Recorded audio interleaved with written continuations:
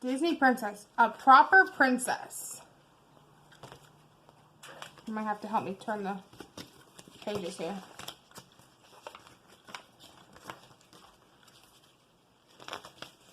There we go. Long after Aladdin came into Princess Jasmine's life, every day was like the one before. Her time was spent inside the palace or out in the royal gardens with her only friend Rahaj. I don't even know how you say her tiger's name. The tiger. Jasmine often wondered what life was like beyond the tall palace walls. One day, Jasmine saw Jafar take a bunch of envelopes from her father. "Who are those letters from?" she asked. Jafar stepped forward. "Just silly complaints from the people," he said. "Pure nonsense." "Nonsense," squawked Iago.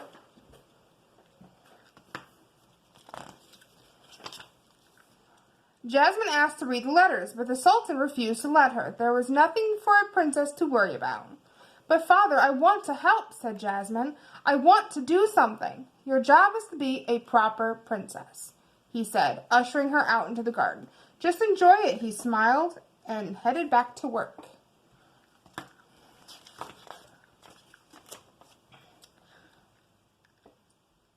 Raja, I think that's how you say his name, followed Jasmine as she paced. "A proper princess," she repeated. "A proper princess should have responsibilities."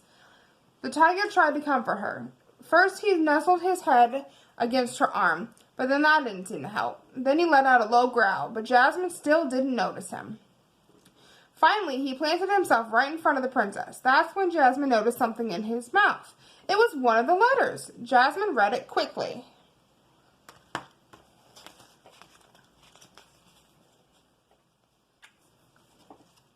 The letter was from a merchant who was upset about the old town square. It was falling apart. She had to find out more, but how? What are you doing? I'm looking at you. Jasmine would have to see all over the palace wall. She tried and tried and tried, but it was a very high wall. She walked around looking for another way. Stop. Supposed to be paying attention to the book. "I have an idea," she said, and she unwrapped a silky long scarf from around her shoulders. Jasmine tossed the scarf over a tree branch, and Raja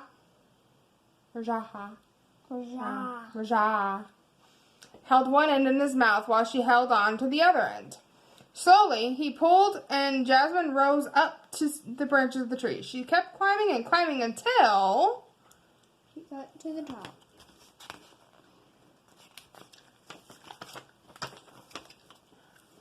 she could see over the wall, and there was the old town square. Jasmine saw that it was in need of repair, so she quickly thought of a plan.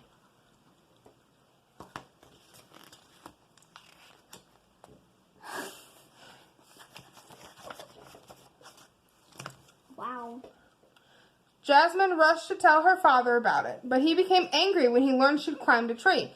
"This is not proper behavior," he said.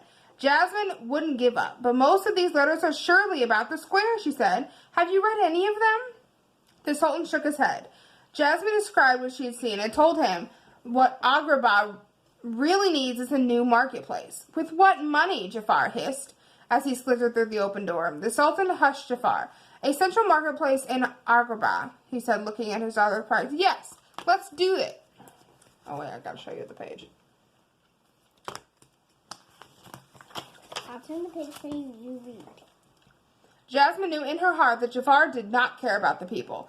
"I will fund it," she said boldly. "I will happily offer my jewels for such an important project."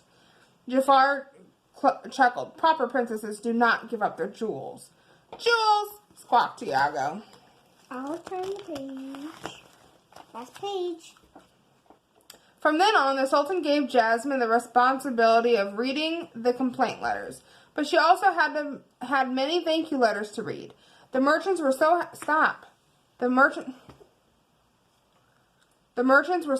to see the marketplace repaired and now filled with treasures from around the world, and Jasmine was happy to see it too. Climbing the tree to watch the marketplace in action always made her feel closer to her people. But most of all, she finally felt like a proper princess. The end. What did you learn? To be a proper princess? That's exactly what they didn't tell you. The only thing I learned from that is don't climb trees. But then climbing trees solved the problem. So, what are we supposed to learn from this? Don't climb trees. No, the little kids' books are confusing. Do not climb trees ever. Right. Yes, we'll just tell them not to climb trees. Ever. Ever. Again.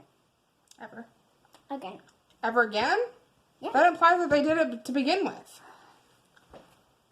We can't even tell them that. They're not even alive. Who's not alive? I was talking about them. Oh. They're definitely alive. You're saying it to your mom, aren't you? No. Who are you going to send it to? I'm not going to send it to anybody. Don't give me that look. I know you're going to send it. You going to say goodbye to them or not? Bye. I don't know. Stop hitting my mouth. I didn't actually hit you. Stop it.